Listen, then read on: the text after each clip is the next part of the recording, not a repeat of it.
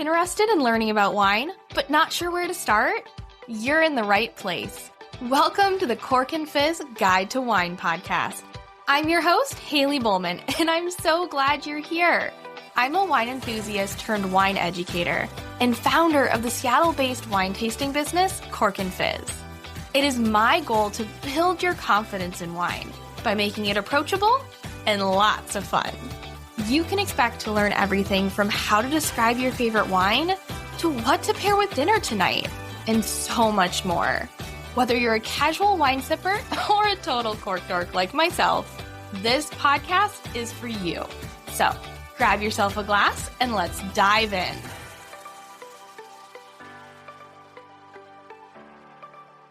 Hello and welcome back to the Cork and Fizz Guide to Wine podcast. I am so glad you're here. Today, I am chatting with Ioana Bucur. She is the new co-owner of the Princess and Bear in Seattle, a wine bar in South Park focused on wines from southern France. Ioana has been part of Princess and Bear since the very beginning, back in 2019. And through the years, she's worn many hats, from logistics and importing to tasting room management and events. Before working at Princess and Bear, Ioana studied geography, English, and hospitality, and over the years earned certifications in wine, sales, and marketing, and became a French wine scholar in 2018. She's always had a deep passion for travel, hospitality, nature, and discovering different cultures, and that's what eventually led her to this amazing wine journey in the south of France. I've actually gotten to work with Ioana multiple times. I've partnered with Princess and Bear to host tasting classes. So we do a little kind of combination of learning generally how to taste wine, which is where I come in. And then Ioana shares her just such knowledgeable information on the south of France. And everyone who comes loves it. They always get to try really unique wines that they probably have never heard of before. And it's always such a fun time. So I figured, why not? I know many of you listening to this right now don't live in Seattle, so you don't have the opportunity to do a class with us, but we can bring the class to you. So that is exactly what we're doing with this podcast. We'll learn a little bit more about Ioana, just because I think it's so fun to learn the background of all the wine professionals. And then we'll dive into the wines of southern France, and you'll get to learn more about this region. And while I could tell you about it, Ioana's far more of an expert, so you should listen to her. So without further ado, let's get into the interview. All right, so I always like to start, one of my favorite questions to start with any wine lover or enthusiast is, how did you fall in love with wine? Oh my God, this love for wine. I thought about it years ago when I was in the middle of working for Princess and Bear. I was like, how did it start? When did it start? I feel like it was always with me, but what was there? And since I was a little girl back in Romania, I've always connected places with smells. My grandma's drawers filled with spices, quinces ripening on top of furniture in winter, burning logs in the fireplace, scent of ripe fruit and earth in general. And I've always been drawn to smells that told stories. And one of those was the smell of a cellar, the must, the wine, that deep and mysterious scent of fermentation. I spent most of my vacations in the countryside with my grandparents, and every fall people made wine. Not necessarily because it was a big wine region. Romania has big wine regions, but not where my grandparents were, but because it was part of life. Every cellar had glass jars, mostly, bubbling away. One of my uncles had this huge cellar with built-in barrels, and I remember how fascinated I was when I first stepped into that cellar. I couldn't believe my eyes. Like, I'm talking about 1,000-liter barrels, humongous. And I didn't really understand wine until much later when I started studying at the Northwest Wine Academy in 2017. And that was when everything connected. The smells, the places, the spaces, the people, the feeling of closeness and familiarity. Wine just took me back home in a way. And it stays with me that way. Oh, that's such a great answer. I don't think I've ever heard it said that way, but I think it's really beautiful of like, it is such a true thing that wine has this beautiful, I mean, it's the aromatics in which are tied to memories so strongly Right. and, being able to kind of connect all that together. Like you've kind of always done that. And then wine really allowed you to like really be in that space and brought you back to memories of family and home. Wine is a storyteller. It Yes. connects people, it takes them back in time, or yeah, it's surprising what wine can do. I know, it's so cool, isn't it? All right, well, let's now walk along the journey of you, falling in love with wine to then becoming a French wine scholar and now taking over ownership of Princess and Bear Wines in Seattle. Can you? I know it's like that's a lot, but take us through the Yes, highlights of I'll getting do my there. best. Yeah, so Carol Bailey and Steve Medwell, they are the founders of the Princess and the Bear, and I've known them for a very long time. We were connected through their parents. I was actually a caregiver for both of their parents for many years before the business. When Carol and Steve retired, they wanted a home in a sunny place, and Carol chose the south of France to be close to traveling everywhere in Europe. And after being a lawyer for 40 years and living and working in Seattle, of course, you desire a sunny place. I mean, it makes total sense. So they had no intention of starting a new project, but they fell in love with the culture there and the food and the people and especially the wine. So inexpensive, delicious, authentic. So they decided that they had to share their discovery with friends and family back in Seattle. And I don't know if I mentioned it, but this was about 8 years ago when Okay. they purchased this home in south of France. And they invited me to join this adventure. And that's when I went to school to learn more about wine and eventually became a French wine scholar in 2017. Princess and Bear started in 2019. And now that Carol and Steve are ready, really ready to retire, this time they are not kidding, I hope. My business partner, Hayden Grace Lazari, and I are taking over their legacy. Wow. I can't believe that like the way you got into this was them basically being like, "Hey, do you want to join us on this crazy adventure?" Yep. You're like, And, "Yeah, let's do and, it." and we all admitted it's quite crazy and adventurous. They wanted to retire there, so they moved there and sourced these wines from very small artisanal style domains from Languedoc and Roussillon, from organic, biodynamic, sustainable agriculture vineyards and domains. Most of the domains are run by lady winemakers, Which we love. which we love. That just happened to be.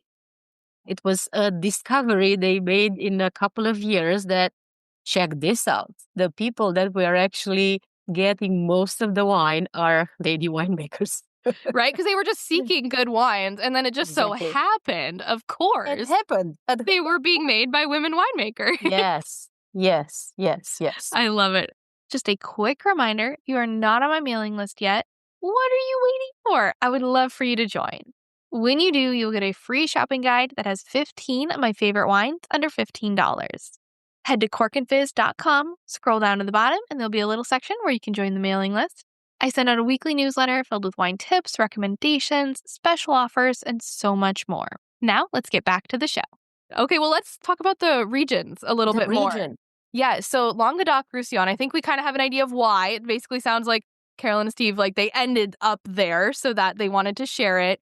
Yep. What makes these regions so unique? I feel like a lot of people have never heard of these regions. They think of French wine, they think Burgundy, Bordeaux, but Languedoc-Roussillon, what are these regions? What makes them so special? Yeah.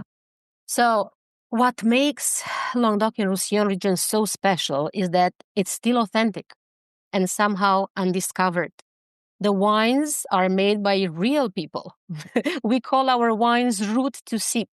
From the root to the sip, one person is taking care of the planting, tending the vines, harvesting, of course, helped by other people, and then fermenting, making the wine, selling it. So it's one person. Small quantities, from family vineyards, organic, biodynamic, as I said, and made with very, very little intervention, keeping the wines close to their natural path. And there is a freedom in winemaking here and the sense of creativity that is super inspiring for winemakers. It's also one of the most historic wine regions in the world. The Greeks first planted vines here in the 5th century, Wow. near where now Narbonne is. And Narbonne, I need to mention the city Narbonne because it's 15 minutes away from where Carol and Steve live right now.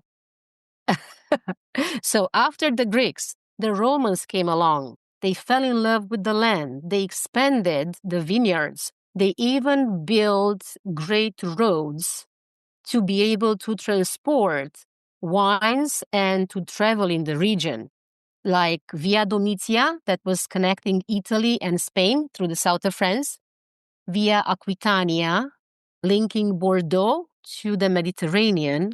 So when you drink wine from Languedoc and Roussillon, you are tasting over 2,000 years of winemaking history, you know? Yeah. Yeah, and it's cool, and like you said, it kind of, like, it has this long history, and it's a region that hasn't let go of that history either, or that history hasn't gotten lost, like, it's Right. very authentic and traditional still to those historic roots. Yes. Yes. And the size of it, the scale of Languedoc, it's quite incredible. You know, is the largest wine producing region in France and one of the largest in the world. Also, the region in France where most of the organic wine comes from.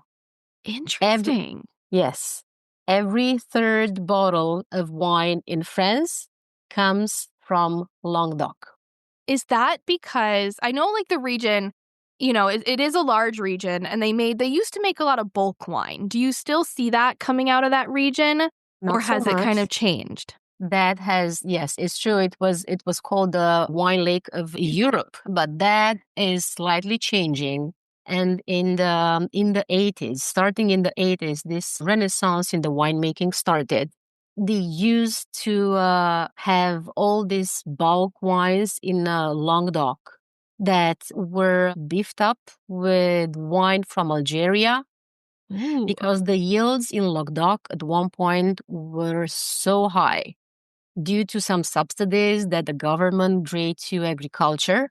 Everyone was planting vines and interesting. everyone made wine. That's how the co-ops came together, and nobody was interested in quality but quantity. Right.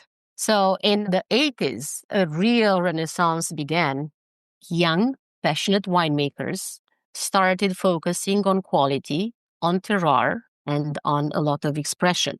They knew that the terroir of Languedoc and Roussillon had a lot of quality.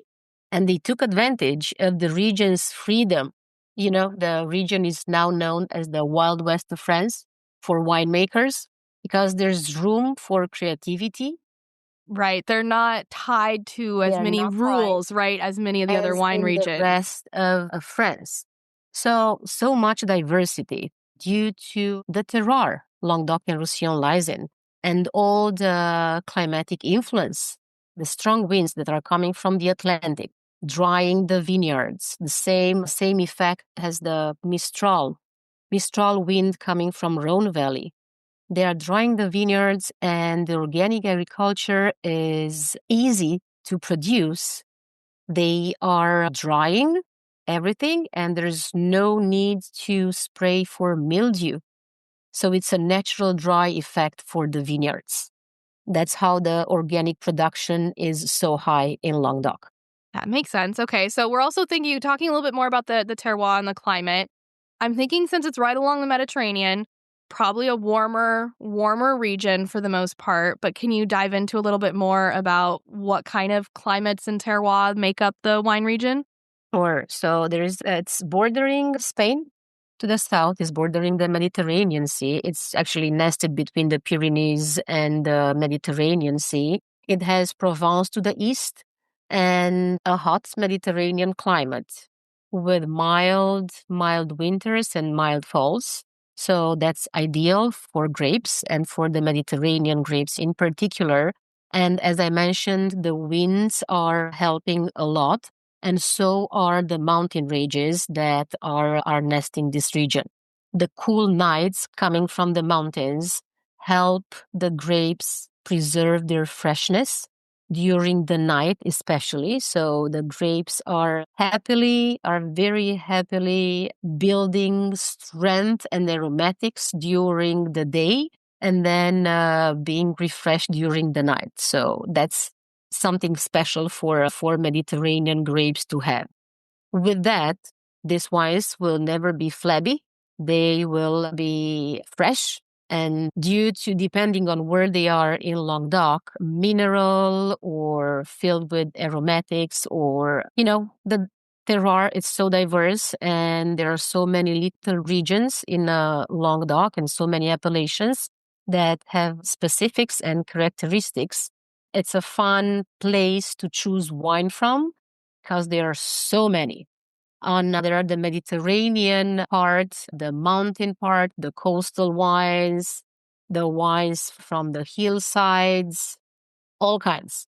Whites, reds, sweet wines, and of course, not the last one, the sparkling wine that comes from Limoux being the region where the sparkling was discovered in 1521 by Benedictine monks. Right. It was not Champagne where sparkling wine originated. It was here Apparently, it in was not southern France. champagne, and it was about 150 years before Dom Perignon came up with the blend for champagne. So the cremants in Limoux are absolutely amazing, and we carry 3 of them in our tasting room. These are the cremants that have our private label. We carry a Blanquette, a sparkling rosé, and a sparkling brut. The Blanquette is also the emblematic wine for Limoux. It's a blend of 90% Mosaic and 10% Chardonnay. 12 months in the bottle for the second fermentation, and it's such a beauty.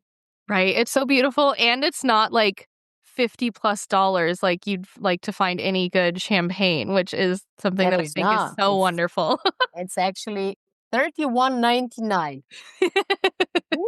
Much more affordable and good for Much more affordable. Yes. celebrating pretty much anything. No, I love it. And so we're talking a little bit about the wines. And I'm curious, one of the questions I have was, what kind of wines can people find in these regions? And obviously it's any style, but then I'm curious, like diving into the whites and reds, is there a specific way you would describe the wines coming out of here? Or is it like pretty much everything? Like, can we find bright acidic whites and then full bodied rich whites? And then on the red side, is it everything from, lighter bodied, fruity reds to really rich oaked reds? Like, is there a way you describe them, or is it more kind of the latter where it's like you can find just about anything? I love producing this podcast for you every week. But here's the truth. It's not free.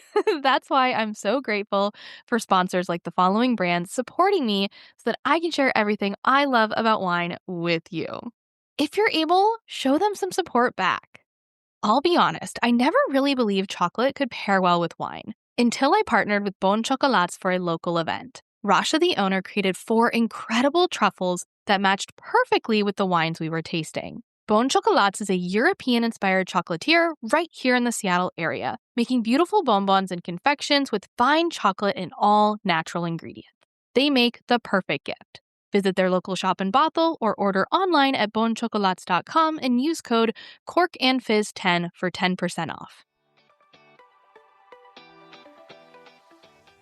The short and the easy answer is yes to everything you said. It depends on what you're looking for and where you're looking for it. Yes, the whites the whites and the reds are diverse, but especially the whites are absolutely fascinating. How fresh and how crisp they are. And most of these whites that are so crisp and fresh, they come from limestone terroirs. And for example, I'll just start with a few examples from our tasting room. The Pig Pool. The Mm-hmm. Picpoul grape that is indigenous to the Mediterranean and to Languedoc, off the shore of the Mediterranean, has this amazing freshness, is crisp and mineral, and it has the salinity that is the influence of the sea breezes that are right off of the Mediterranean. Our pig pool comes from a domain that is organic and biodynamic, made by a lady winemaker, very young, creative, and coming from 3 generations of winemakers. So pig pool for their domain is the emblem, and not only that, they make a very crisp and fresh pig pool in the well-known Neptune bottle that has the waves of the Mediterranean Sea on the neck. They also make a pig pool that is aged in concrete. It still keeps that freshness and the minerality, but the mouthfeel is more generous and long and inviting to more and more oysters. So this is a special terroir next to the Mediterranean, right?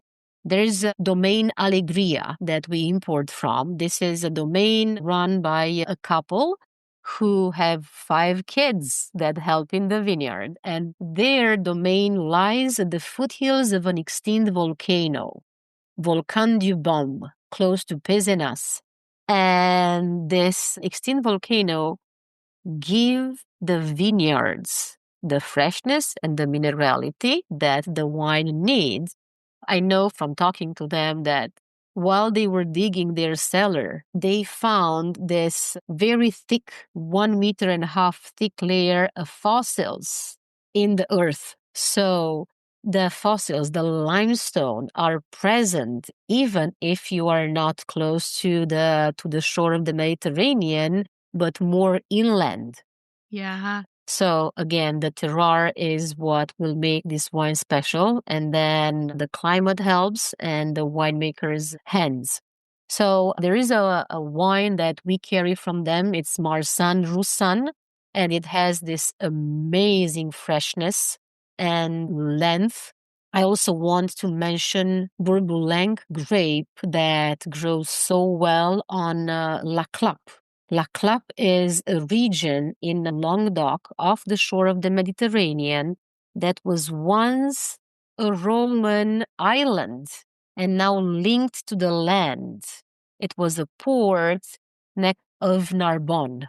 The limestone in this area will give the wines, again, everything they need to keep them fresh and aromatic and with the perfect balance and minerality.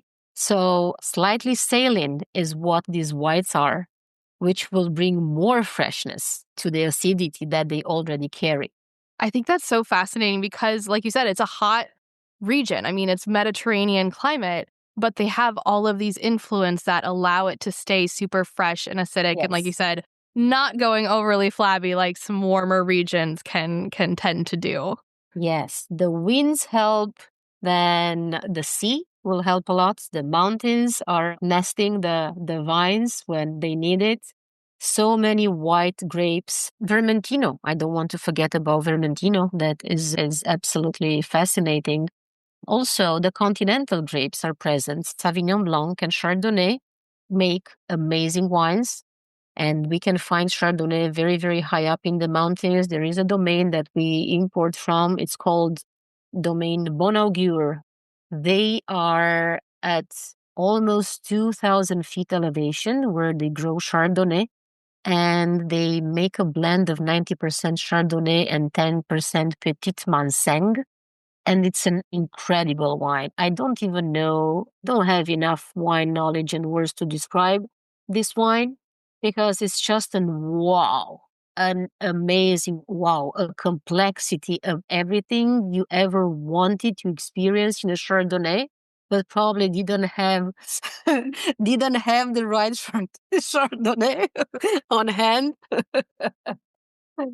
Yes, I feel like that's a special version of Chardonnay. It's not what, I think a lot of listeners have an idea in their heads of what Chardonnay is, but it can be amazing in the right hands. Amazing. A very nice complexity with herbal influences and salinity. And yes. I love it. Okay, well, I want to get to the reds and more wines, but first I want to talk a little bit about trying new wines, because I think anybody who's listening to this, well, not anybody, but a lot of folks who are listening have never tried wine from this region. And so I'm curious, from your point of view as somebody who's tried a lot of these new wines and it really champions them, why do you think it's so important for wine lovers to step outside of their comfort zone and try these new wines that they may have never heard of before? Always to expand your palate and always to delight yourself with authenticity. And, you know, it's amazing to be creative and not be stuck in what you have already know, although it's super comfortable. But stepping out of your comfort zone a little bit and trying new things will probably make you love these wines and the stories behind them more and more. Yeah, I totally agree. And I think, especially if you have the opportunity to try them in a tasting room, right? So I think, Right. this is a great way to highlight. So for folks who want to try a lot of these wines that we're mentioning, for them to do these and to try these wines, they have a few options. And I know there's ones for local folks here in Seattle and ones that are not local. So we'll start with the non-local. You guys do have an online bottle shop, right? So they can Right. purchase Correct. many of Yes. these wines online or join the wine club to try a lot of the new wines. But for those that are local, a great way to taste and try new wines is to visit the tasting room, because in that way you get to try a little bit before you purchase the whole bottle. So you guys have a tasting room down in South Park. It is super cute, so fun, and you guys are always hosting really great events down there as well. So I just wanted to highlight that for folks listening to go check that out. But now we have to go back to red wines.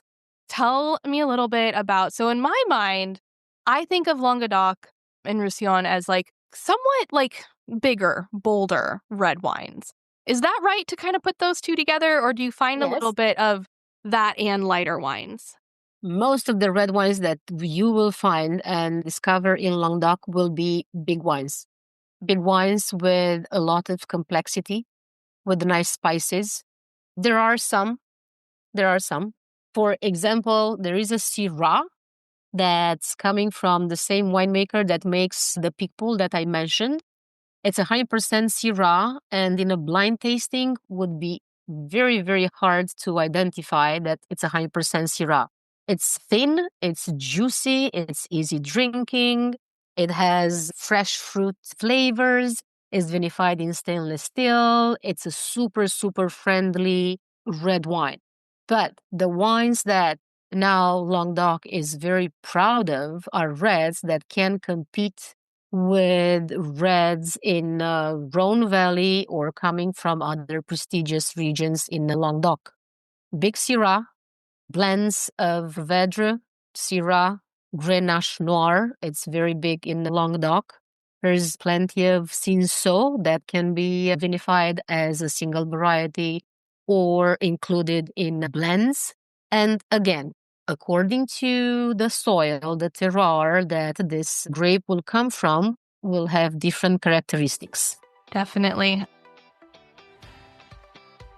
I hope you enjoyed this episode of the Cork and Fizz Guide to Wine podcast. You can learn more about Princess and Bear wines and the region of Languedoc and Roussillon by visiting their website at theprincessandthebear.com. You can shop their online store or join their wine club. If shopping online, be sure to use code BONJOUR, yes, that is just the French hello, to get 10% off your purchase. And if you're local or planning to visit Seattle in the next couple of months when this episode goes out of the year 2026, you can get a free tasting in their tasting rooms.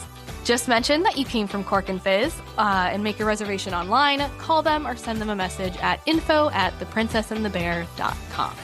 If you love this episode as much as I did, you know what to do. If you have not yet, just take a quick second, rate it, leave a review, let me know what you think. And if you know a wine lover in your life who's not listening to this podcast, please share it with them. In next week's episode, you'll hear part 2 of my interview with Ioana, where we talk about the wines she thinks best represents the Languedoc and Roussillon regions, some of her favorite wineries in the region and the amazing people behind them, plus an opportunity for you to join her on a wine lover's dream trip to the south of France. And yes, this trip is on my bucket list. And of course, so much more. Thanks again for listening, and if you want to learn more about wine, come follow me at Cork and Fizz on Instagram. Cheers!